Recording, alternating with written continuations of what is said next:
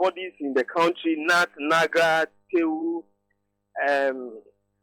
CHAS, Parliament Select Committee, and so on and so forth. So you present your draft document to them. They make input. You try and finalize it. You take it to cabinet.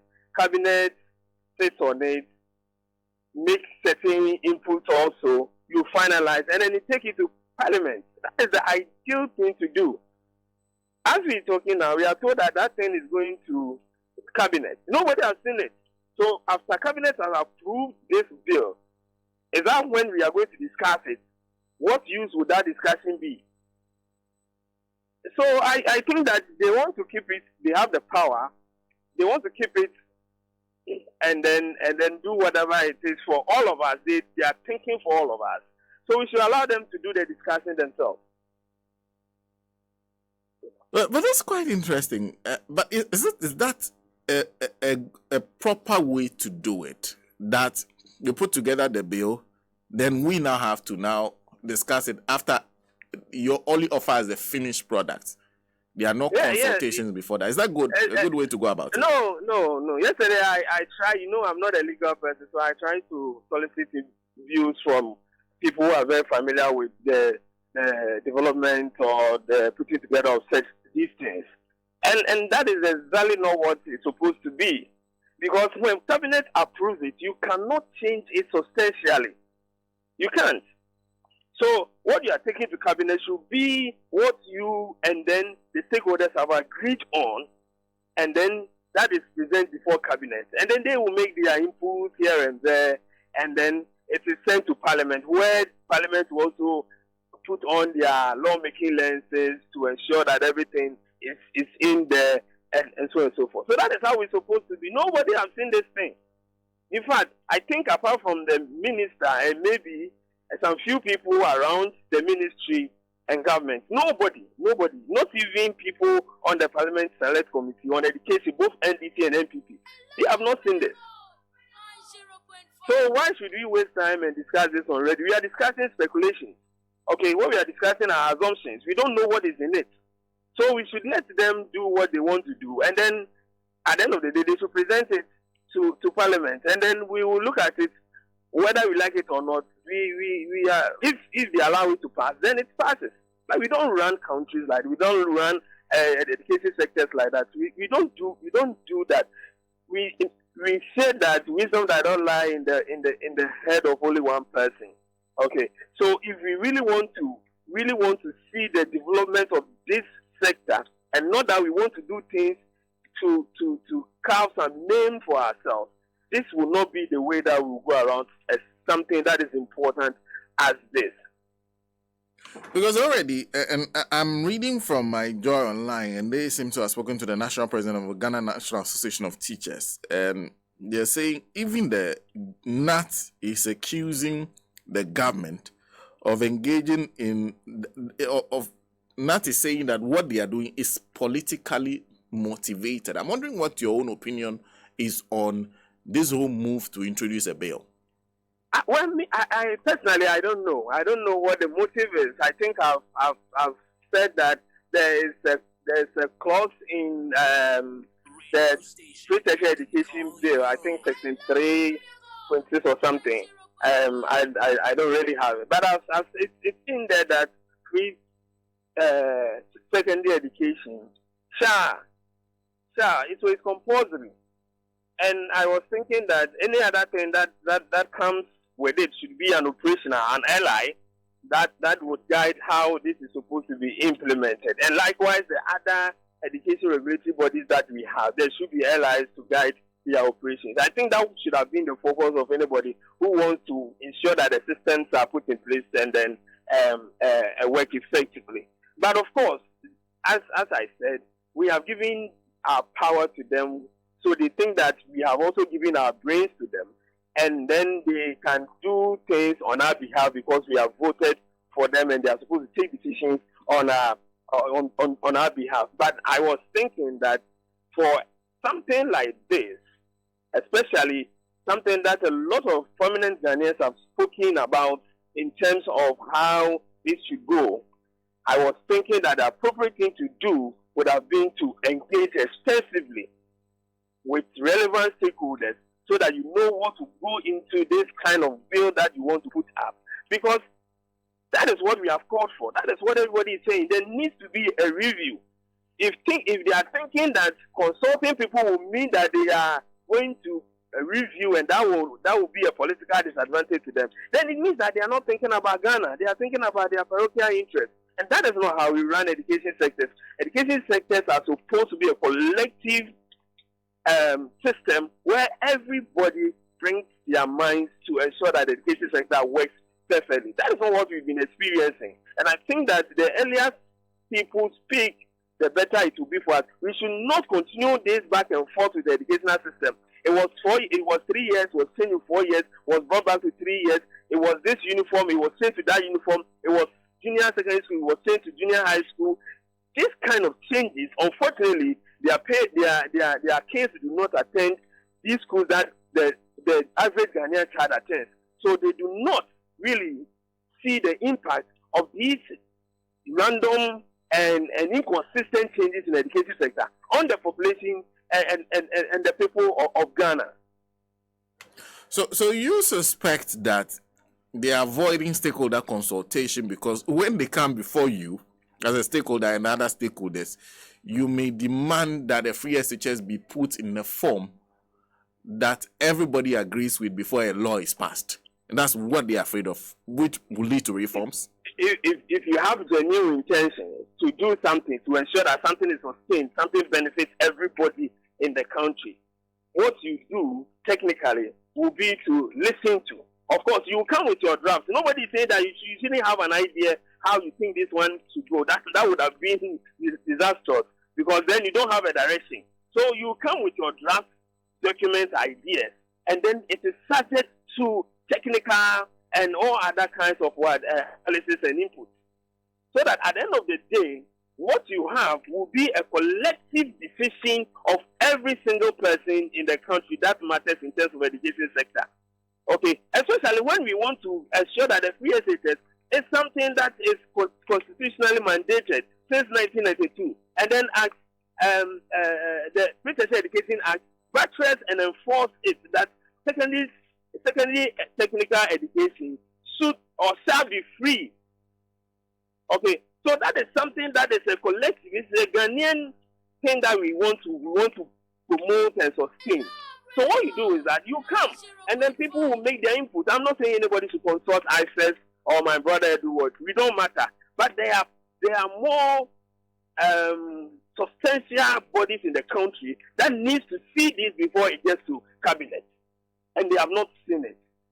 So what are you trying to do? You want to push your own ideas through the neck of people. And when you bring it to parliament, and because you did not consult widely, a session decides to speak against it, then you would go ahead and say that they are against free SHS. Well, what kind of system is this? Now it's difficult for me to even raise the matter of the 6 years secondary education with you. No, I won't.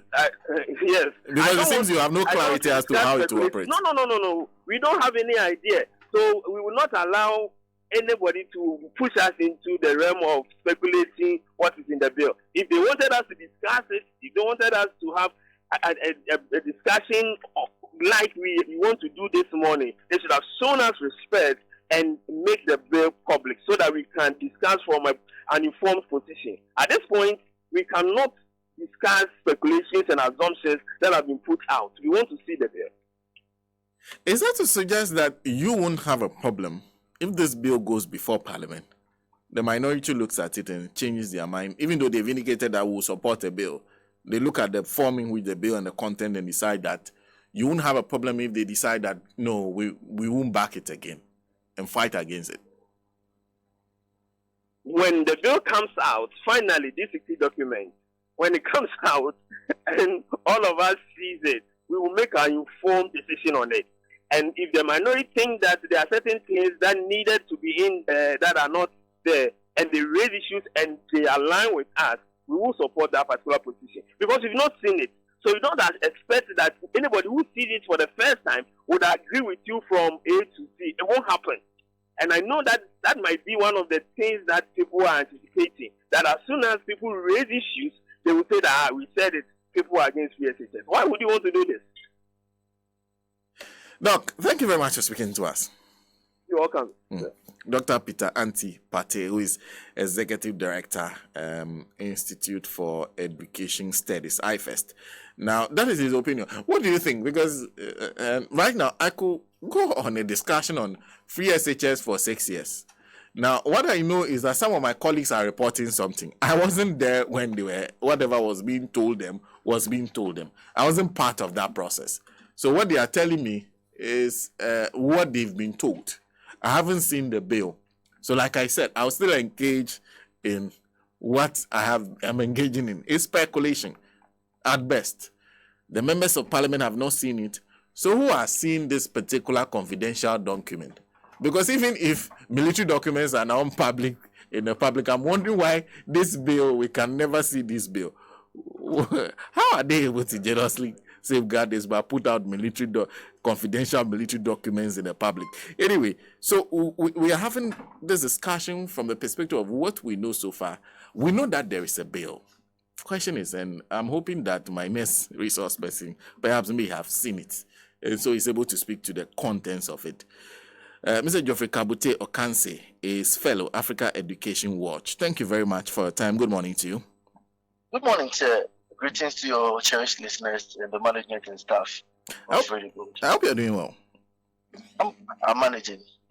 Fantastic. Africa Education Watch has become one of the preeminent civil society organizations when it comes to education advocacy in Ghana. So, right. I'm assuming that even though we have all not seen it, at least you, dear, they will show you some.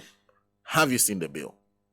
Myself, personally, I've not seen it, and if my executive director for Africa Education Watch, Kofi Asari, has not seen the document and has not been consulted on this bill. I'm saying that on authority because he has actually even granted an interview with your one of your sister radio stations, in the country, City. That was just yesterday, I think. Yes. So it's an open fact that we've not seen it, the bill itself. And since I'm having this conversation with Africa Education Watch for the first time, I know maybe he has stated a position of the African Education Watch on other platforms. But to my listeners, what is your stance on this matter of a bill being put together? Well, you see, if we were all on the same page, you realize that the preamble, the starting point is that the free education is not free secondary education is not novel. It was practiced under the First Republic, as we all know. President Nkrumah tried it in the northern part of the country. If you come to this Fourth Republic, the 1992 Constitution states clearly, it stipulated the need to implement a progressively free secondary education in the country. So indeed, governments have been, over the time, from 1992, been adding up to achieving the free secondary education, but as the Constitution stipulated and guided in the thinking and in the minds of the framers of the Constitution, they stated progressively free, considering, I'm sure, the technical ability, looking massively at cost. In our ability, looking at cost to connect to infrastructure, availability of teachers, and all the needed teaching and learning materials, and all the needed inputs to achieve that one. So in recent times, you would realize that the very recent ones that we've heard about this push was in 2016 when there was a sprawl of the e-blocks to create some room to accommodate these students that will sprawl into the free education system. Now you come back to this current administration, that is the government, again, trying to do something to complement and improve the aggressive achievement of the free education. You realize the push to implement it at the basic speed we can have. Now, let us look at the secondary system itself, and you will realize that there's been certain changes and reviews over the period. All of these accumulate to efforts that are aimed at achieving the free secondary education. So then you come back to the issue of the bill. This very bill that you're talking about, there are certain factors that you have to consider generally. First, consultation. There has been very poor consultation. If that's an engagement, if there has been any at all. Because, like you rightly said, one of the vociferous and active and research-based institutions that is so interested in education is Africa Education Watch. We've not been engaged in any forum about the bill, and I think that it should be on record. Now, the issue of duplication, as we see it, is that the Constitution stipulates clearly that we have to achieve this free SHS. That's free secondary education.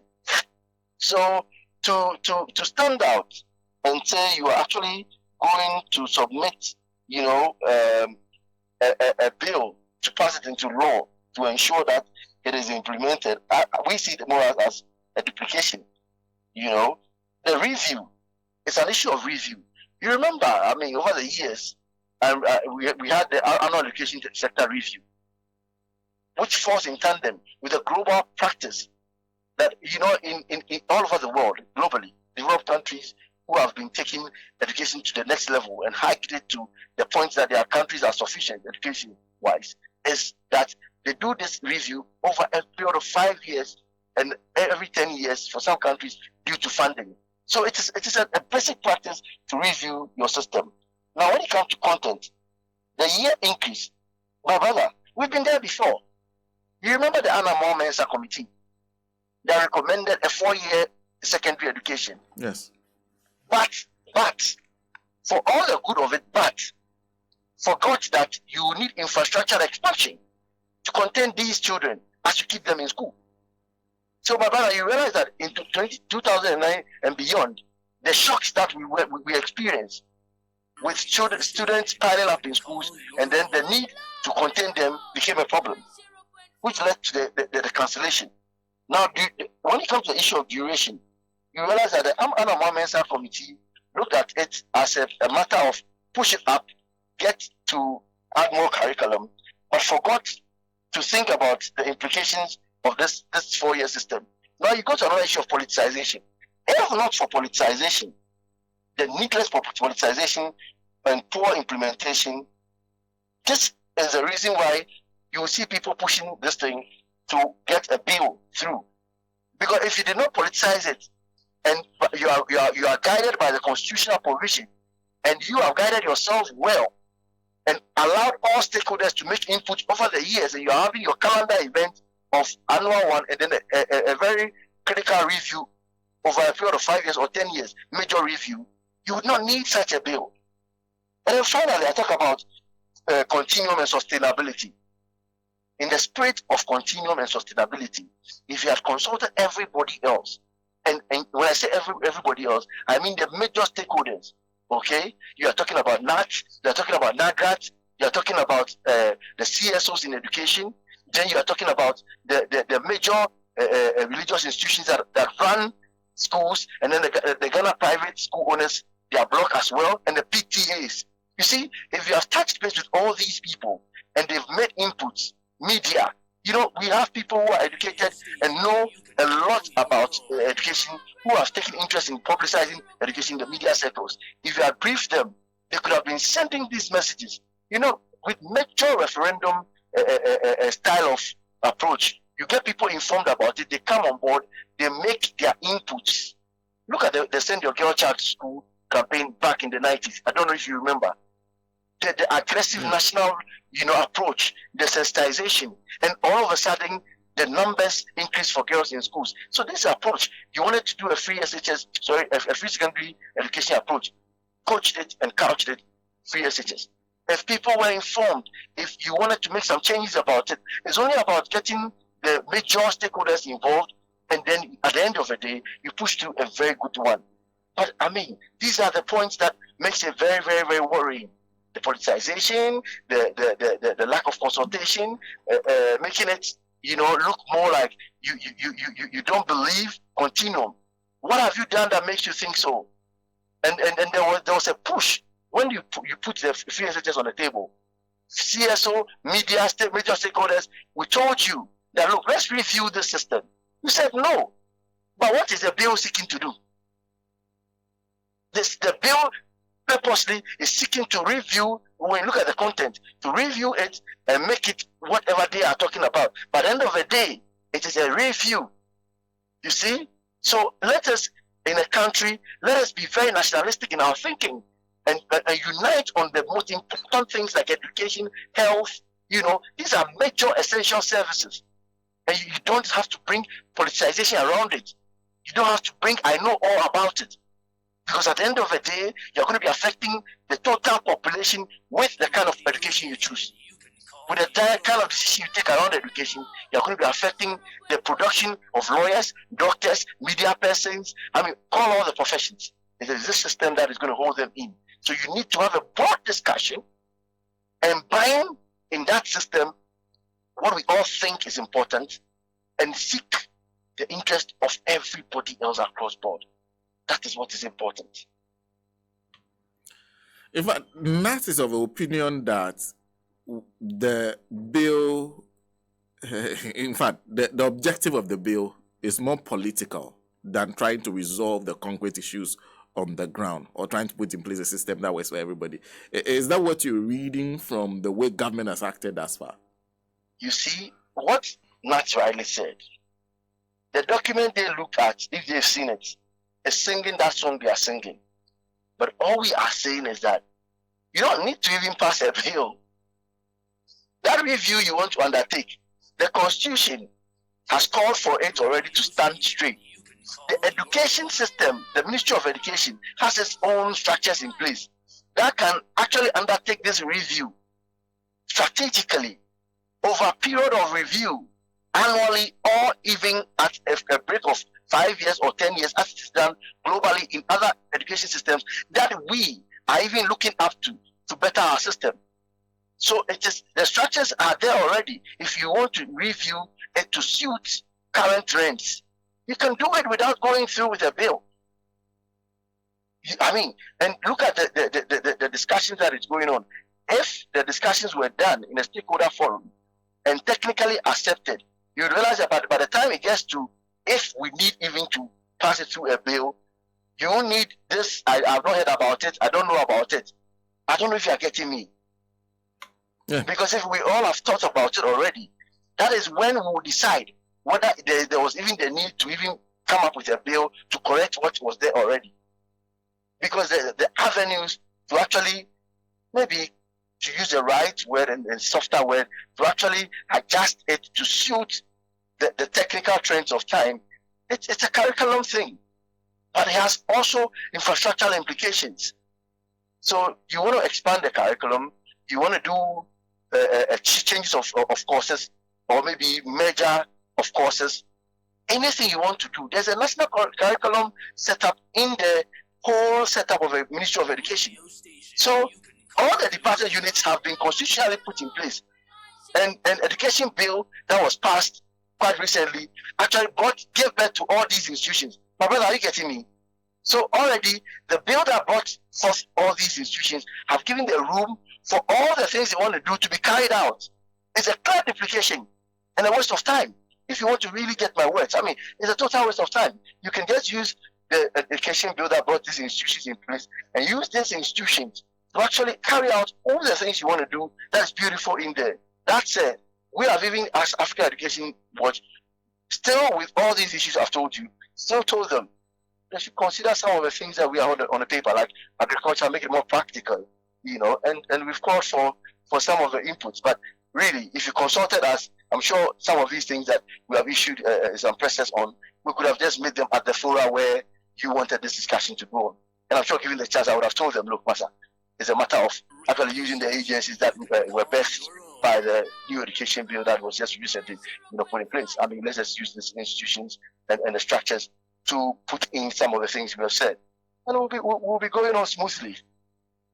Ultimately, this goes to Parliament, and Parliament has to make a decision on it. In fact, this position we have held has always had the backing of the minority who, in fact, their flag bearer, the flag bearer of the NDC, has even indicated that he will host stakeholder forums when he's given the opportunity by the people to look at reviewing the free SHS.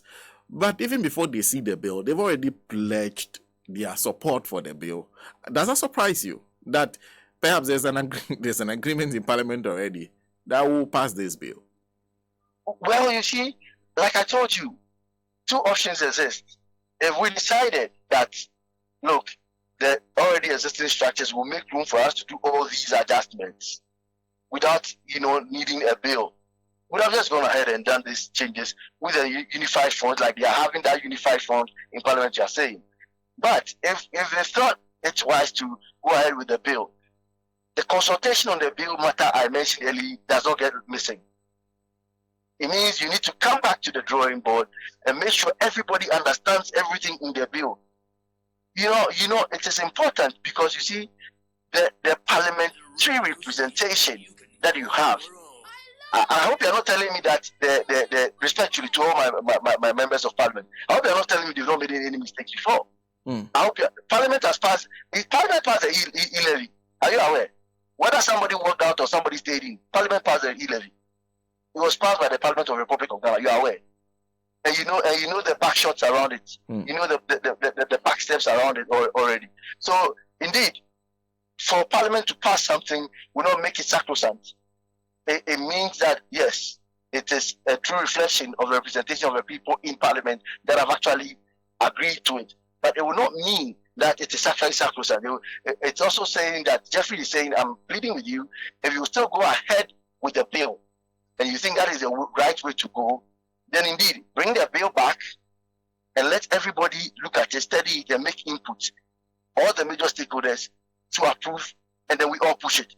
Just so we can safeguard continuum and ensure sustainability of the system that you are calling for.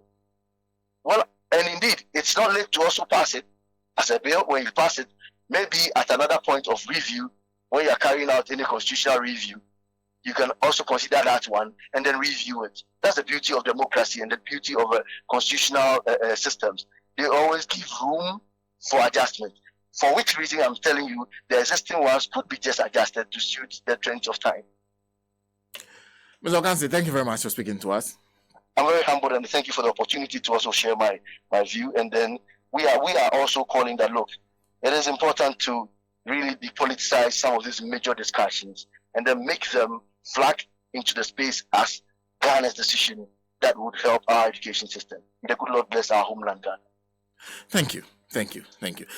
Geoffrey Kabute Okansi is a fellow Africa Education Watch, and of course they are a major player when it comes to education advocacy. Okay, so this is a message from this.